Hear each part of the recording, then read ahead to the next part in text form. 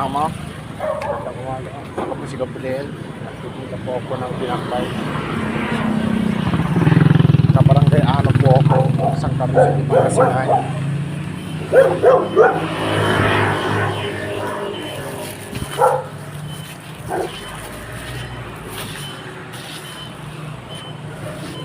Yung mga ginagawa ko na nagtitinda ako ng tinapay, pang-discarte po.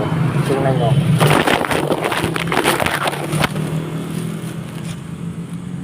Ang titinda ko, pagharap buhay.